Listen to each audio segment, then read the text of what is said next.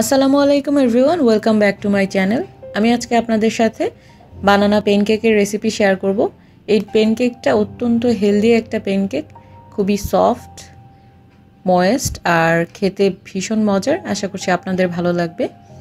যদি ভালো লাগে তাহলে প্লিজ আমার চ্যানেলটি সাবস্ক্রাইব করবেন এবং সবার সাথে এই রেসিপিটি শেয়ার করবেন। অবশ্যই লাইক করবেন এবং কমেন্ট করবেন।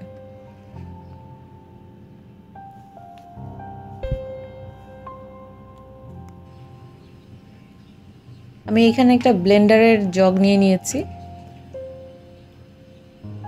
এখন এর মধ্যে আমি একটা কলা নিয়েছি, কলাটাকে ভেঙে দিয়ে দিচ্ছি। একটা ডিম নিয়ে নিচ্ছি, ডিমটাও ভেঙে দিয়ে দিব।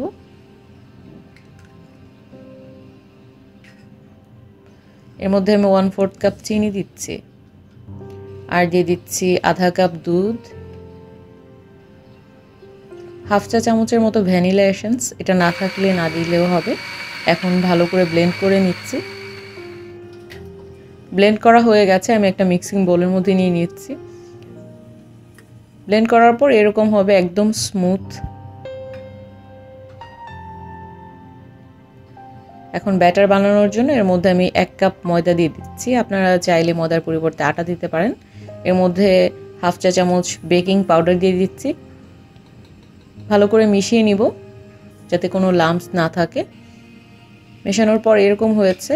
এখন এর মধ্যে আমি 1/4 কাপ তেল দিয়ে দিচ্ছি। তেলটা আগেই দেওয়া দরকার ছিল, তো আমার আসলে খেয়াল ছিল না, সেজন্য একটু দেরি হয়ে গেছে। তো তেল দেওয়ার পর ভালো করে মিশিয়ে নিয়েছি। এখন মেশানোর পর ব্যাটারটা এরকম হবে, খুব পাতলা হবে না, আবার অনেক বেশি ঘন না, এরকম থিকনেসটা একটু এরকম হবে। এখন প্যানকেক বানানোর জন্য আমি প্যানটা গরম করে নিয়েছি। প্যানের মধ্যে আমি কোনো তেল দিইনি, ননস্টিকি প্যান, এমনিতেই দিয়ে দিয়েছি।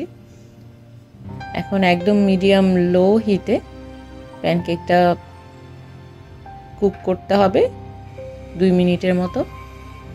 2 মিনিট পর যখন এরকম কিনারের পাশটা দিয়ে একটু ফোটা ফোটা ছিদ্র ছিদ্র হয়ে যাবে, তখন এটাকে উল্টে দিতে হবে। উল্টে দিয়ে আবার 2 মিনিট রাখতে হবে। 2 মিনিট পর নিচের অংশটাও যখন উপরের পাশের মতো বাদামি হয়ে যাবে, তখন এটাকে নামিয়ে নিতে হবে। এরকম যখন হয়ে যাবে তখন নিয়ে নিতে হবে নামিয়ে। আমি একটা প্লেটের মধ্যে নিয়ে নিয়েছি। একটা আমি ছিঁড়ে দেখাচ্ছি আপনাদেরকে। ভেতরের অংশটা এরকম হয়েছে, ফ্লাফি, খুবই সফট, স্মেলটা অসম্ভব মোহনীয় একটা স্মেল, আর খেতেও খুবই মজার। বাচ্চাদেরকে এটা টিফিনেও আপনারা দিয়ে দিতে পারবেন, ব্রেকফাস্টে সবাই মিলে খেতে পারবেন। খুবই হেলদি একটা রেসিপি। আশা করছি আপনাদের সবার ভালো লেগেছে। যদি ভালো লাগে তাহলে প্লিজ আমার চ্যানেলটি সাবস্ক্রাইব করবেন, লাইক করবেন, শেয়ার করবেন এবং কমেন্ট করবেন। আজকের মতো বিদায় নিচ্ছি। আল্লাহ হাফেজ।